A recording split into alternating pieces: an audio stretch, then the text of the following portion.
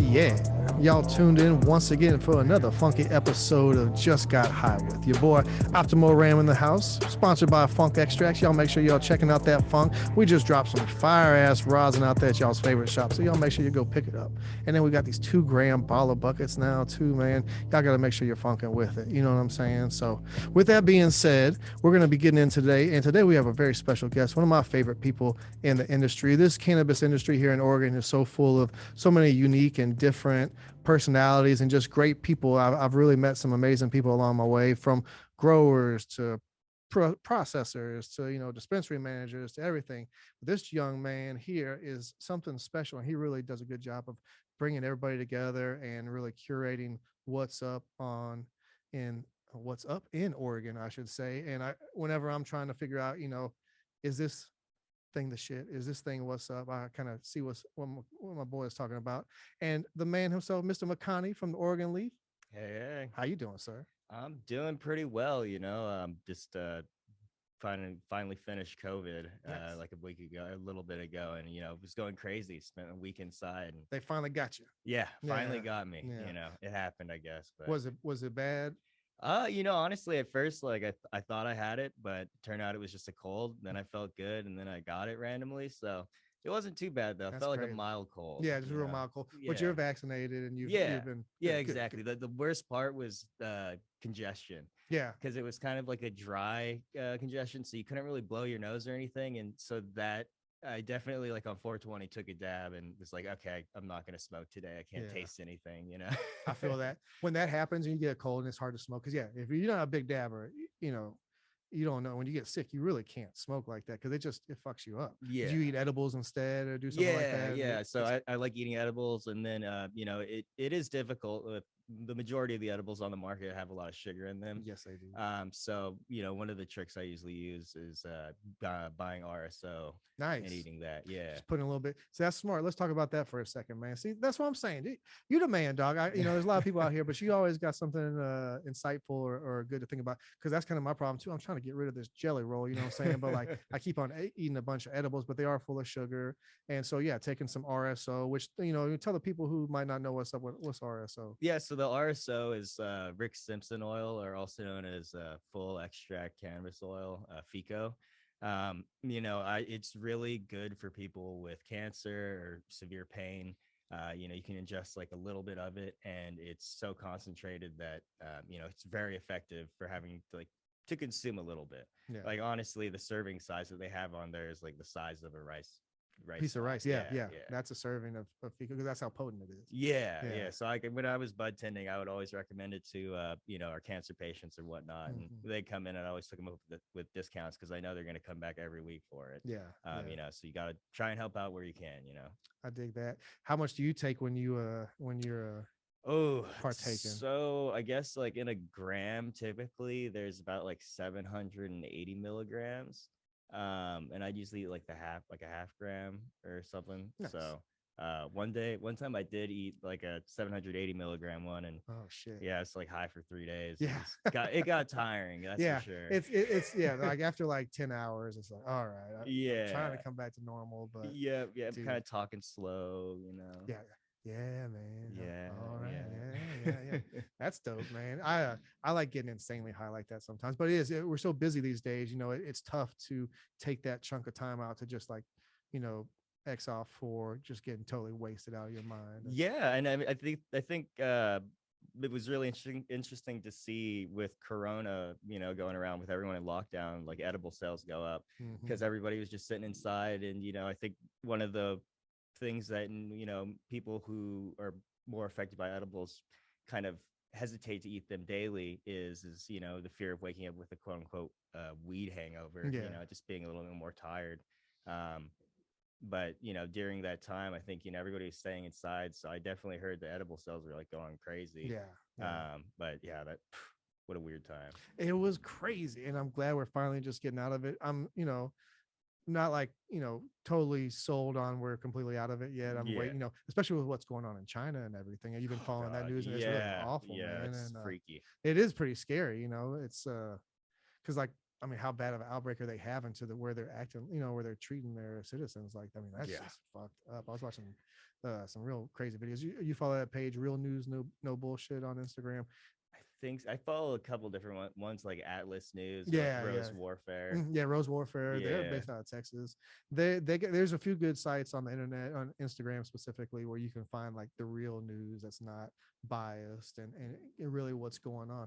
That's what I hate about the media these days Yeah. is everything's, you can't really trust it. You have to kind of go get the other's perspective and then kind of find your Oh, I media. go on both. It makes me crack up. You know, Yeah. I open CNN, then I open Fox. I'm like, all right, what are these two idiots saying? And Yeah. then then you open up online, and online's great, but then at the same time you go to the comment section, you're like, oh geez, It's scary to see the comment oh section. It geez. doesn't give you much hope for humanity when you read Yeah, the comment section. no, Yeah. definitely not.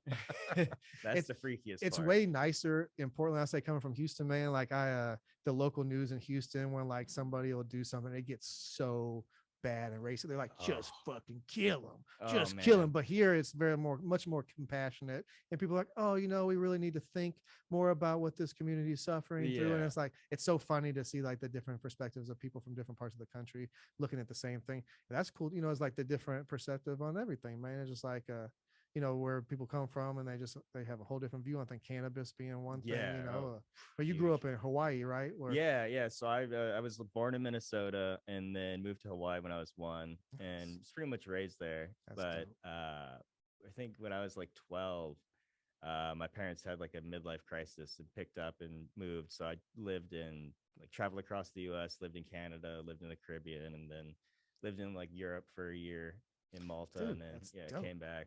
Yeah. Yeah. I mean, when you're a kid, it's tough to be, Dude, bouncing yeah, around I like was a that. teenager. I was 13, so I fucking hated it. Yeah, yeah, I believe that. Now I Yeah. look back though, I'm like, oh, that was pretty cool. That's cool. But yeah, when you're trying to make friends and keep your friends and shit like that, I Yeah. bet that's tough to And like not be in a boat with your parents. So like we were in a 38-foot catamaran. So like no shit. you got like a really tiny space with a raging 13-year-old. Yeah, dude. Oh man. Oh, when I was 13, I was like gang banging and everything. Oh man, that would have been bad. Yeah. Oh yeah, and then over there in Europe, it's totally different. Like we were 14. You can go to nightclubs, and my friends are 14, taking like 10 shots. Everyone smokes cigarettes, and I'm just like, whoa, That's this wild. is crazy. That is wild. When did you start smoking weed? Oh, I was a late bloomer. Yeah. I played a lot of video games in high school, and wasn't the nicest person. Yeah. And my dad was always like, "You're a dick," blah, blah blah. And I was like, "Okay, look, like I'm getting to the age now where like, I'm gonna either play video games or I'm gonna go smoke weed and like go outside and have fun with all these other kids." And so then I started smoking when I was 16, because he was like, "All right, whatever. Like, I know you're gonna do it. Yeah. Go have fun." And so that just opened up a whole new realm of friendship, Nice. especially in high school. Like our class was a really big stoner class. So Nice. yeah. Was that here in Oregon? No, that was back in Hawaii. Oh, in Hawaii. Nice, Yeah, nice. You went to yeah. high school in Hawaii. Yeah. How's the cannabis laws in Hawaii? Is it pretty lax out there? There. Okay, so there. I'm kind of biased because like I did get in trouble one time, and like the cops pulled me out, and they told me that weed kills more people than crystal meth every year. So like I'm convinced that like the laws they did relax recently. They're finally having better medical weed out there. They have dispensaries. I think they brought that back or they brought it first to like 3 years ago or something like that, 4 years ago. But Hawaii is really weird where like you can't advertise your stuff. So, patients don't know what's on the menu. They have to like go in and actually check it. It's relatively easy to get your card now though, which I've heard, which is awesome. But in my opinion, there's two things that Hawaii is going to legalize, and it's going to either be gambling or cannabis. And I think gambling is going to go first. Like the police kind of just really don't like weed. B, Hawaii has a lot of like Chinese people. Yeah. And like the Chinese love to gamble. Yeah, they do. And it's like, and gambling is a great moneymaker for the state. Yeah, that's 100%. Yeah. That's dope. So they're actually about to get some. It would be kind of fun to go to a casino in Hawaii. I think that would be kind of I dope. don't know. I don't think there's any plans for it soon, but Yeah, I'm definitely believe that that would happen before weed. I don't. It drives me nuts because you're like, man, like why isn't weed legal in Hawaii? yeah. You know? It seems like it would be like a super great place for it. But at least they got a medical program going on up there. Yeah, I guess yeah. that's cool. But yeah, I bet it's a tough place to get weed if you're not growing it. Oh, Well, I mean, the ones who are doing it right, hate to say it, if they legalize it, Florida, like yeah. it's gonna, they have a lot of corporate like shitty weed out there. I hate to say like True Leave and whatnot, but um, you know, some of our homies now like Doghouse are going out there Yeah. and in terms of like a tourist destination, you've got the nice beach. Hmm. Pretty much all of my friends in Europe, whenever they would visit the States, it would be Florida. Yeah. And Yeah. so, like, Florida's yeah, dope, man. imagine coming from Europe, flying over, smoking legal weed on a beach. Yeah. Like, they're about to kill it. That's so dope. And I always talk about how Oregon is like the epicenter of cannabis culture. And but it's going to be interesting to see how we're affected by, states, yeah, like Florida being able to supply themselves with weed now. Like that's going to Mm-hmm. be a big hit, especially to the traditional side, like Mm-hmm. these motherfuckers got their own weed now. Like Island boys out there, with their own strain soon and shit like that. It's going to be interesting. And, how is that? I'm, me personally, I'm holding out on the idea that when the interstate sales open up, that Oregon will become, because it's the perfect place to grow weed, but will it be too past the point, to where everybody else got their own weed, or will Oregon become like how it's like wine is like, what I'm saying? I Like, I think that's it's really difficult to tell. Like mhm. my hope is like, you keep the corporate companies over in the East Coast and it sucks, don't let the little guy do it, but have them keep pumping out shitty weed Yeah, and then, have us send over the good weed. Because, at the end of the day, where we are a select few, who actually like give a shit about weed and stuff, but the yeah, majority of the population doesn't. that's true. The majority of the population would like, take one puff off a joint. So Hmm. like, let those big ass companies sell all that to people, but the people who actually give a shit, have them like order Yeah, in like specialty. Like you see that happen already with hash, like the yeah, black market. that's true. Everyone's like, oh my god, like I got this hash from over there. It's just, once it's federally legal, it'll be easier to send weed. Yeah, yeah, for real. It would be. Oh man. And getting that hype behind those type of products to make people want it to order it. So let's talk about that for a second. Like, because I would say like you're probably somebody who understands how do you get the hype behind a product. Let's say there's a grower out here and he's actually growing something super dope. Like, what advice would you give to him to, like, if you want to create some hype behind your product? Like, how's that shit work for people? You know what I mean? Like, I would say, definitely social media and advertising. You're gonna have to spend a lot of money to make money, yeah, especially if you're gonna go out there and say, hey, I'm gonna create this hype strain. And like, unless you have a following, you're really gonna have to do the legwork. yeah, We're seeing right now, what's his face, Clout King. hmm, He's doing his rounds right now, dropped with Eastwood and I think His and Her Grow. yeah, They're doing like the lemon cherry turds and like, hmm, that the turds brand that dude's been building for like 2 years. He's been posting like, that shit on yeah, Instagram and yeah, stuff. And so now it's finally here. But now he's finally reaping the reward. But still, that's 2 years of just talking about it and hmm, just hyping it just up, building that hype. Yeah, yeah. and then having his like lawyer dude for the memes and That stuff, guy, yeah, that guy's pretty funny. R. Stan, or something. Yeah, Stanley or yeah, that something. Yeah, motherfucker's funny. Stan the man. Stan, that dude's pretty hilarious. Yeah. Yeah, it's interesting and to watch everybody's like little needs or how they do it to like get things hype and everything. And don't fold. No, I think that's my piece of advice. And it's really hard to say, but like, just like if you think that your product is like premium and you think that it's worth that, don't go for any less. yeah, Like yeah. otherwise, people just be like, well, he went for less, so he probably doesn't think it's that great. That's exactly right. Yeah. And that's a problem I'll find myself get into sometimes because I really, it's important for us to be like affordable, but then sometimes I feel like, oh, I should make this more expensive. So people will be like, oh, it's that good.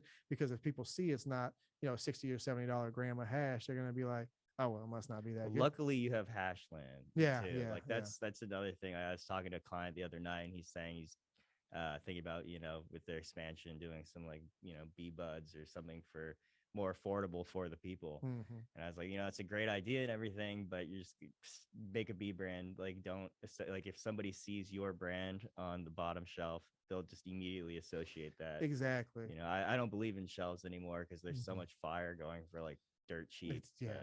It's really insane, and we have it so good in Oregon right now, and it's blessed. Oh my god, yeah, for real. It's like sad, because I get if I was a consumer, I'd be thrilled, but as a person trying to monetize this industry, it's like, oh fuck, I'll take two though, you know what I'm saying? Like, but oh man, it's awful. I mean, like, but I don't know, I don't know what the answer is. And like we were talking about in the car earlier while we are getting high, that that there's a lot of room for stabilization on the rosin side of the market. I feel like BHO's kind of stabilized. I mean, you just can't make it for any cheaper, people. Okay, like I can't sell it to you for any fucking cheaper. Jesus Christ. And it's really like disheartening. You go to these shops and they're just like, oh, this guy is going out of business, selling me shit for $3.50 a gram. I'm like, yeah, dude, well, I ain't going out of business, and I'm taking care of my farms. Like, fuck y'all, man. Not you, but people with that fucked up attitude, because they're just fucking the game up for everybody, and it trickles down to the farmers, especially, like, because they're the ones at the end of the rope, and it's tough to see. And I hate, I've had a lot of friends go out of business this year, and it's rough. But this game, it ain't easy, and the state hasn't made it easy for us. And I mean, where do you see, you see the market kind of been stabling out recently, or we're just like feeling good because it's 420? Don't get too excited, Yeah, I mean, I think right now it's definitely not. Like it kind of did, and I hate to say it, without COVID, like this industry would have really, really, like, I probably would have been out of it. COVID was the best for us, which is really difficult because having a lot of friends who work in the service industry and stuff, you're like, oh, how's your COVID? They're like, oh, it's terrible. Haven't done any work. But I think it's going to stabilize eventually. It is going to be summer. People are going to get outside again, start smoking weed. Like last summer, it felt a lot different because it wasn't the summer we had COVID. Yeah. So like last summer felt like it was a lot worse, but let's be honest, like it was okay. It wasn't amazing, but it wasn't like horrible. Yeah. And so this is also just something that happens every year, but everybody still freaks out. It's like, come on, like it's like, December, it's pretty much useless to make any sales because the dispensaries have to clear shelves. Hopefully fucking that gets fixed, because that's what screws everything up. December, because that's what happens is like me as a processor, I take all my product from my farms from like September till December. And everybody wants a payout within a couple of months, but it's like from from pretty much from Thanksgiving until spring break, we're just paying the bills. And it gets really tough. And it's like juggling that money, man, is so fucking hard. Like I didn't have these grades in my beard before I got my license. You know what I'm saying? I'm like, man, dude, like, and just trying to take care of everybody and making sure that people understand it. And most people are understanding, and everybody, we're all in this together. And it's a thing that'll make people, I don't know, think twice before you jump in this game. It's cutthroat out there. It is, man. I tell people that want to join, I say, okay, like join, but watch your back. Yeah, for real. And just like take care of yourself. That's the number one thing I can tell people, because like it's people will use and abuse you, unfortunately. Big time. I got used and abused before I finally was able to become my own boss, which I'm so grateful for. But a lot of times I'm so stressed out all the time. I'm like, man, it would be so great just to work for somebody, and then at 5 o'clock I can clock out and then don't have to worry about it anymore. Like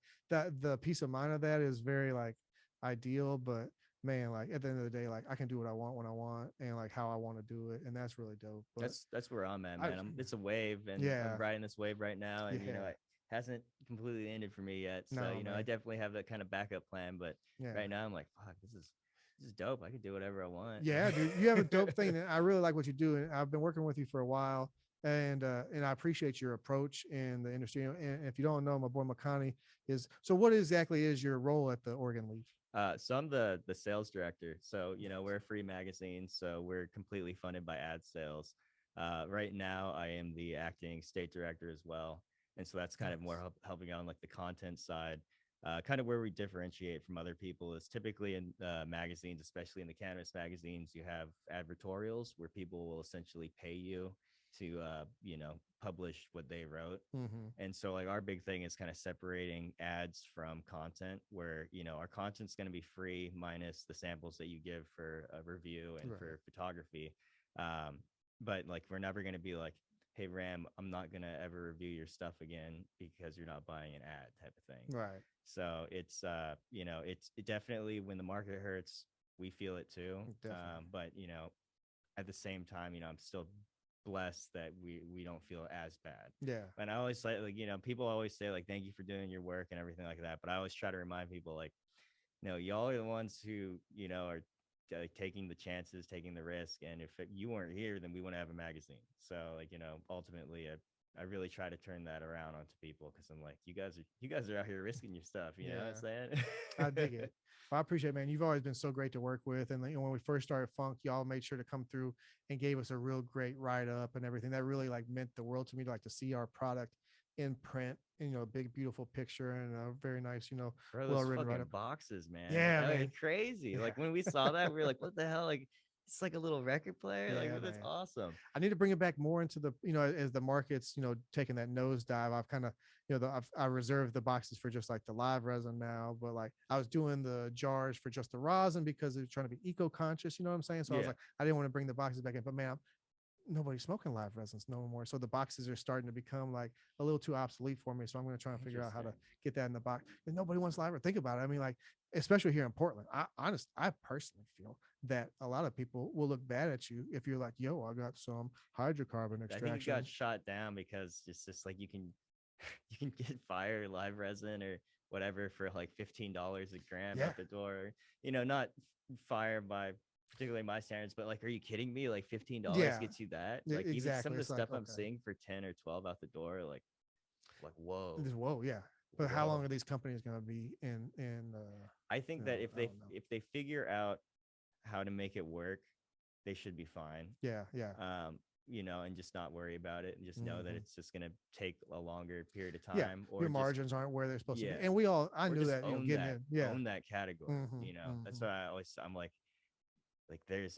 there are these 10, 15 or $12 grams, but there's definitely some companies where like, oh, that's pretty fucking decent. Yeah. Yeah, I think at the end of the day, making a quality product it's going to sell. You might have to sell it for less than you want, but if it's quality, people are going to pick it up and fuck with it. And let's be honest, the Oregon market's hard. I keep trying to tell people, like, if they're freaking out about the Oregon market, like, we have less than 4.5 million people in the state, less than 1 million probably smoke weed. Yeah.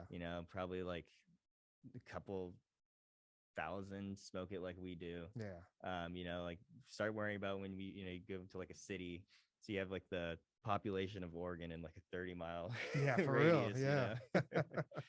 That's the truth. Yeah, in Houston, I mean, it's almost 7 million people in the metroplex of Houston. I mean, that's almost double the whole state.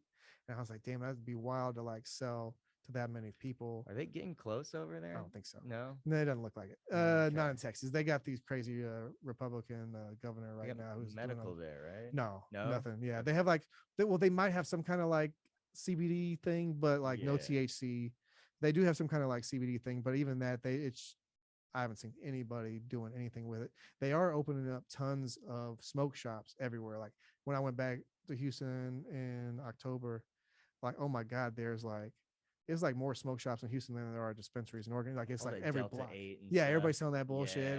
And then they even have like little rogue dispensaries. My buddy was telling me about, and I didn't believe them that they were actually selling weed. That's what I saw. That's why I was confused, because like I saw they were like hemp bars, but they're selling they're selling weed. Yeah. My homeboy's got one, and like my homeboy goes to one, and he was telling me when I'm back home, he's like, "No, we just go to this dispensary."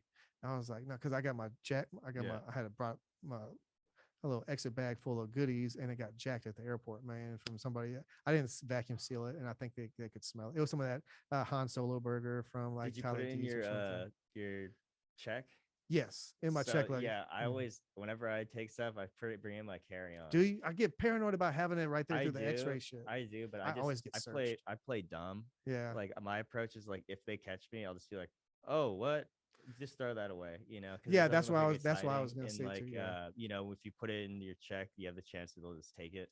Yeah. I did when I went to Vegas, had the TSA guy pull me out, and like he went to my bag and opened a jar of my dabs and like smelled it and like looked hella confused and then put it back in the bag. I was like, all right, sweet. No shit. Yeah. That happened to me in LA. I was coming from that Chalice festival that Hitman Dougie used to do. And like I thought I had taken everything out, but I had 1 gram of shatter like in this like pocket. Yeah. And like I was about to go through that thing. He's like, everything out your pocket. And I felt it. I was like, oh shit. I was like, he's like, just keep it in your hand. I was like, okay. And I went through the thing like that. And then the dude, he's like, let me see what you got. And I was like, there you go. And he's like, oh, that's cool, man. You go ahead. And I was like, what the fuck? Oh my God. I was like, I couldn't believe it. I could not believe it. I was like, I got away. And so I've just been super casual.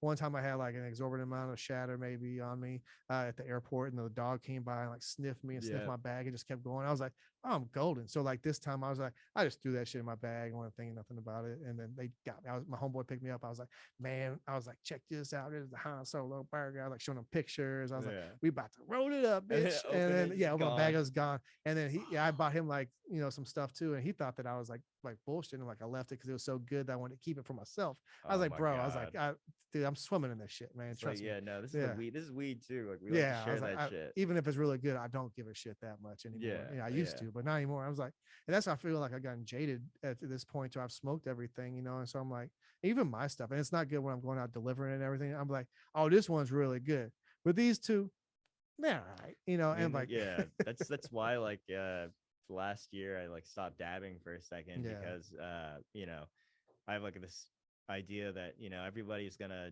wash what dumps. That's only what makes sense in this market. So like after harvest season they find the genetic that dumps, and then all you get is that. So like we had a lot of GMO last year, and now this year we're getting flooded with papaya. I love papaya, but everyone knows it dumps, so you're gonna have all these papaya crosses. I know. And so I think it's gonna be this interesting cycle of like wait till harvest season, and then they have all these phenos that they get to test and everything like that. The straw guava was last year or the year before too. The same thing. Well, if that's a concern of yours, my friend, I'll let you know that you don't have to worry about that at Funk Extracts, because we got a lot that ain't dumping very well. I just got the phone call with this other one that just it's not dumping, which is disappointing because there goes the money. But at the end of the time, we're doing splits with the farm. Put it higher. Put it for higher. That's price, what I'm dude. doing. Yeah, like again, that we were talking earlier, like the Face on Fire. Like that was again some of my favorite smoke that I've had this year. And if you do that and you only have like let's say like Eastwood. He did that wash of the Run Sorchata. It's 55 grams. Sold it for 100 grams, $100 each a gram. And like people ate it up because there's only 55. So if you get some like small one, label it or something, that's real. That's real. And that's the hype building. That is, and that's true because I didn't even think about it. I'm just always trying to be affordable, but like if it's only 50 grams out of this fucking 30-pound batch, like the rainbow belts. I should have taxed a little bit more. But next time. But right now I'm just trying to get people to understand that our rosin's pretty good, and but some of the farms would be like, you should probably charge a little more for that. I'm like, I know, a couple more rounds, but I just want the people to get a try. There's so much stuff on the market right now, and everybody's swimming in rosin, we're swimming in dabs. It's nuts, man. And as we said, it's like it hurts a little bit less when you mess up with a $30 gram if you get one that you don't like, as opposed to like a $60-$70 gram. Exactly. And you're just like, oh my God. For real. And so before we get up out of here, let's talk about the Oregon Leaf Bowl that I feel like you're the one that's kind of been putting all this shit together. So it's been a team effort. I went out and did a lot of the initial sales and like invitations to come. The event itself was like put together by Bobby Black. He used to help put it together, the High Times. I remember him. He used to put together the High Times stuff. So it was really nice to have somebody who already knew how to do most of this, because it's their first year. It's really kind of tough, but we really wanted to make sure this year that people know that they're gonna be entering products into a real competition without any bias or anything like that. So we didn't let anybody sponsor. Nice. Specifically because in the past sponsors have won, and we would hate to have a sponsor win because their product's good, but then people think they didn't deserve it. There's a lot of that, and the people are quick to judge that. Yeah. So this is the first one. It's gonna be at the North Warehouse. It's gonna be awesome. Open bar. We're gonna have outside consumption. It's fun. We really want to bring more events to Oregon. It's something that I think everybody needs. Everybody's kind of been doing their own separate things since COVID, and getting behind their phones, and how it all gets when you start looking at other people's Instagrams and stuff. So we just got to get together, smoke down, hug it out, have fun. Dig that, man. So bring some unity back to the community, because we've been almost conditioned to not want to be around each other, and we're like nervous to be around each other and like give each other a hug and be like, man, what's up, passing a joint together, and people are nervous to smoke together, and it's like hopefully we'll get past that. I mean, as long as it's got to be safe, of course. Me, I'm a hugger, so me too. I'm like, come here, like they have their hands out. I know, like, no. I'm the same me too. I'm a hugger, and I'm like, what's up? And some people are like, I'm like, hey, how you doing? But no, it's it's nice to see everything coming back, and I'm thrilled for this event. I'm going to be there this weekend. I didn't enter anything this year. I couldn't get my rainbow belts and shit up here in time for you. Next year, I'm coming correct. Next year, I'm entering a bunch of categories. We're going to go hard, and I really wanted to. But shout out to everybody who entered, and shout out to all the winners and everybody who participated. I've been following a couple people online who've been showing some of the stuff. It looks really good, and I'm very impressed.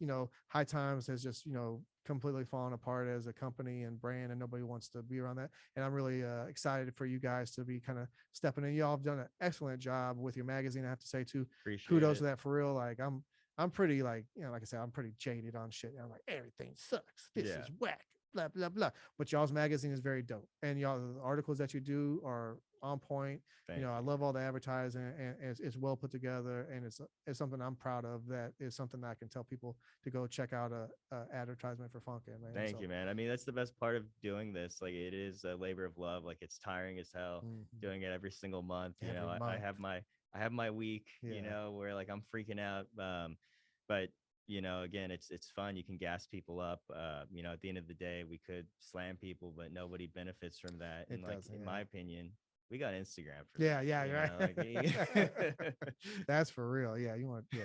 That's how you do it. Man, but Makani, I appreciate you for real, man. Keep up the great work, and much respect, man. You're doing a great thing, and that's somebody we really need in this industry, to have a good, positive person like yourself being that connect for us to get our advertisements out to the people. So keep doing what you're doing. Y'all make sure to get that Oregon Leaf every month at your favorite dispensary. And if you weren't at the bowl, man, y'all missed out. Y'all be there next year. And man, for real, thank you, bro. I appreciate you coming through. And y'all keep funking with us, man. Funk Extracts, funkextracts.com. On Instagram, we got that funk for your trunk, whether it's our B brand Hashland, or our funk in the jar, or a premium live resin, or record player box, or that rosin, baby. We got you covered. No matter who you are or what you're trying to dab on, we got something for you. So make sure you're funking with us, because we're here for the people. For the people, by the people. And remember to support all your local businesses and artists, because if it ain't local, it ain't live, baby.